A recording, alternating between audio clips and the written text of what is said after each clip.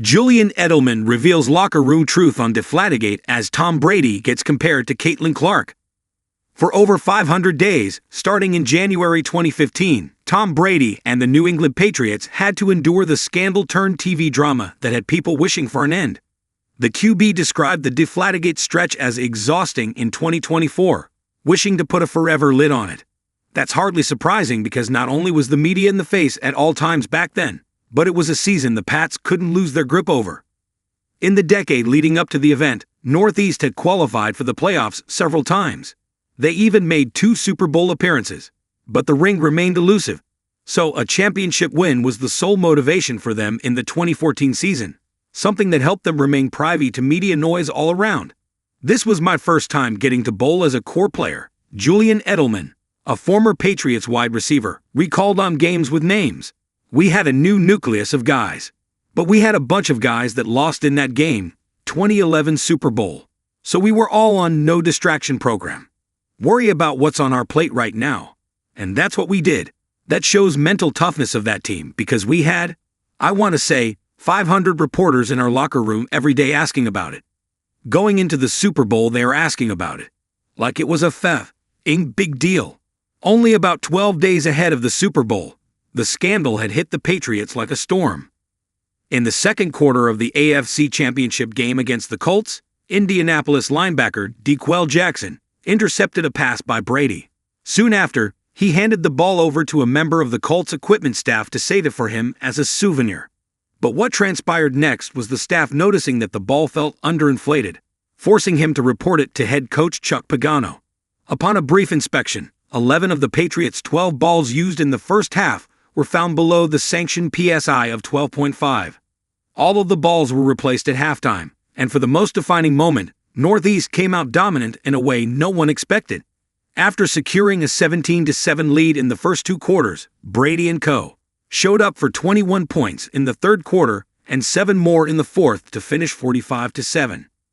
Yet the scandal blew so out of proportion that the league reportedly ended up spending north of $22 million on an investigation in the months that followed. In the period between the Indianapolis game and the Super Bowl, Brady was subjected to hour-long conferences, where his answer to every question had remained pretty much the same. "I didn't alter the ball in any way." On the other end, HC Bill Belichick was out explaining the science behind ball inflation under different conditions that he himself had learnt over the course of the previous few days. The Patriots were busy proving they had nothing to do with the underinflated balls. In fact, a documentary, The Dynasty, released in 2024, even revealed that Brady had bawled his eyes out in front of his teammates, saying, "This is something I wouldn't do. I would not ruin the season for us. The allegations are false."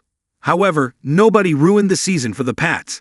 On February 1st, 2015, Brady and team went on to defeat the Seahawks 28-24 to win Super Bowl XLLAX, their 4th title in 14 years, but the scandal continued long after. Early in May that year, the 200-odd page report released by the Wells concluded that the rules violation was more probable to have occurred than not.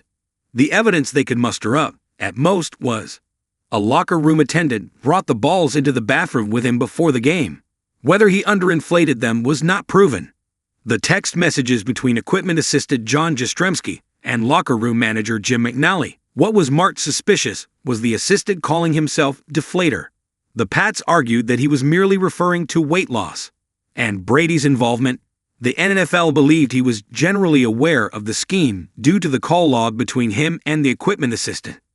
Despite appealing to the court and fighting for months to prove he had nothing to do with the underinflated balls, Brady was suspended for 4 games at the beginning of the 2015 season, while the Patriots had to pay $1 million in fines and lost 2 draft picks, a first-round pick in 2016 and a 4th-round pick in 2017. Like the thousands of fans who protested, Edelman believes the whole Deflategate deserves to rank high among the greatest injustices of all time. His guest on the show, John Feidelberg, not only agreed but was also reminded of a Caitlin Clark instance. Tom Brady finds injustice in common with Caitlin Clark. On the Games with Names, while discussing where Deflategate would rank among the greatest injustices, incredibly high. Feidelberg shared that he was recently talking about the WNBA commissioner's alleged quotes about Caitlin Clark, the 2024 Times Athlete of the Year, who has been instrumental in drawing attendance and viewership to the Women's Basketball League. As per claims by star forward Nafisa Collier, Commissioner Kathy Engelbert reportedly said that Clark should be grateful for the millions she makes off deals and advertisements because of the WNBA platform. While Engelbert went on to refute the claims, the damage was already done.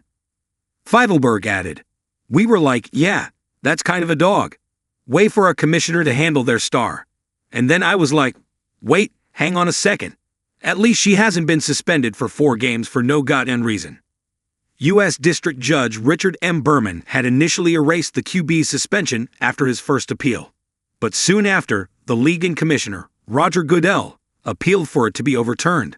After a few more months of court hearings, Brady's suspension was reinstated in April 2016.